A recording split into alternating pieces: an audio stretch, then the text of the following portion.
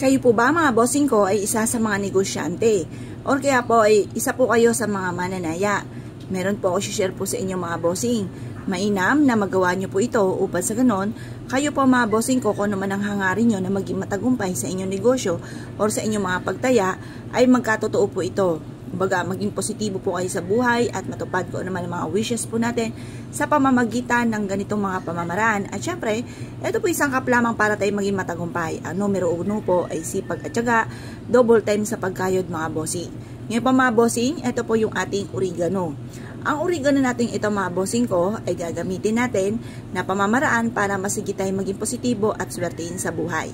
Kapag meron kayong ganito, ilagay nyo ito sa harapan ng inyong tahanan or sa gilid ng inyong tahanan at pwede rin kayo magpasok ng ganito sa loob ng inyong tahanan or sa gilid ng inyong pong main door bago pumasok ng inyong tahanan. Ang gagawin nyo po ay ganito mga bossing. Kumuha po kayo ng isang pirasong ganito. At pagkatapos mga bossing ko, kunin nyo po ang inyo pong lumang ticket na tinatayaan mga bossing na hindi na kayo nanalo po dyan ha. Baka po kasi bagong ticket po ito tapos ginamit nyo po siya. Tapos biglang nanalo ay naku, sising alipin po kayo mga bossing yan. Ito yung aking ticket na natalo ako dito. Ngayon pa mga bossing, ang gagawin nyo lamang, kumuha kayo ng oregano. Tapos isama nyo po itong ating ticket na ito. Lagyan nyo lang siyang ganyan. Harap kayo sa may silangan mga bossing or kaya balik rin natin. Harap po kayo sa may silangan para makapanalo po tayo mga bossing. Ngayon pa mga bossing, ang gagawin po natin, ito yung ating ticket at ang oregano, magwi-wish po tayo. Nasa pamamagitan nito, ako ay mananalo ng malaking halagang pera. Nasa pamamagitan nito, matutupad lahat ang mga pangarap ko. Kung hindi ka naman mananaya, isulat nyo po dito naman sa oregano ang pangalan ng inyong tindahan. Halimbawa, Pagyos Pasalubong. Yan.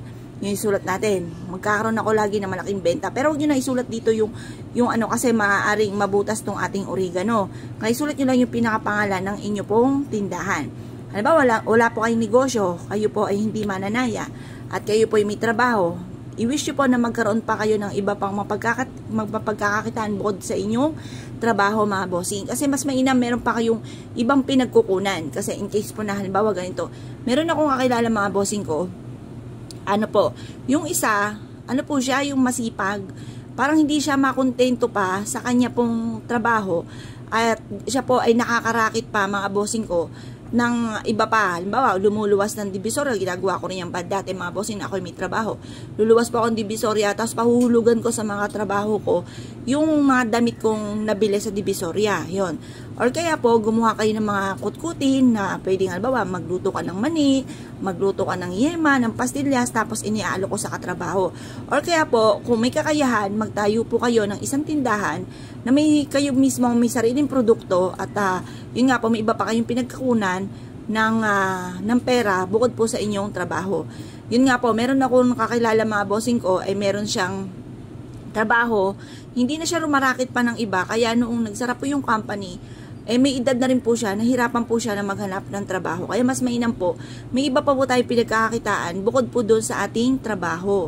Or sa ating negosyo, may iba ka pang negosyo bukod po doon kasi may mga panahon na mahina yung negosyo to, may iba pang maaaring lumakas na negosyo na maaaring hindi ka mapipressure kapag po humina yung isa kasi may iba ka pang pinagkukunan. Yun ang kagandahan nun mga bossing ko. Kaya ako po mga bossing ko, yun, dumami po sila ng dumami dahil nga po sa iniisip ko kasi at saka masipag din po mga bossing kapag yung isa na settle ko na, marami na siyang paninda, no, unti-unti na namin, nagawa na namin ng mga paninda, magja-jump naman ulit ako sa iba naman mga bossing, gano'n. Hanggang sa dumami po sila ng dumami mga bossing. Subukan nyo rin po ito. At ito po mga pamaraan, bukod sa sipag at syaga, subukan nyo rin po ito. Yung aking pong sinishare po sa inyo mga bossing. Ngayon pa mga bossing, ito yung ating pampaswerte. Mainam na meron tayong pampaswerte para maging matagumpay po tayo sa ating negosyo or kung ano man po yung ninanais po natin. Ito na yung ating oregano. Mag-wish ka lang po dito. Nakaharap ka sa may silangan na 6:30 or kaya po yung alas 7. Matatapos ito hanggang alas 8 lamang. Kasi ibibilad pa po natin siya. Halimbawa, nagsimula ka ng alas 7. Ngayon, mag-wish ka. Pagtas yung mag-wish, di naman isang oras kayo mag-wish, mga ilang minuto lamang, ibilad nyo na po siya sa sinag po ng araw. Pagtapos sa alas 8 ng umaga, kunin nyo po itong dalawang ito. Yan. At pagkatapos mga bossing, tupiin nyo po ito at isiksik nyo sa mataas na lugar. Magugulat na lang po kayo, darating yung mga panahon na ay nagkatotoo lahat yung wish ko dito, or kaya ay nanalo ko ng malaking halagang pera, yung mga ganon. Bibiglain ka na lamang na may mga swerteng darating na hindi nyo inaasahan, na maalala nyo yung ginawa nyong pampaswerte na ginawa po ninyo na proven na napakaswerte. Ngayon po mga bossing, ko kayo pinaniwala at naisyo po itong gawin. Good luck po sa inyo po lahat.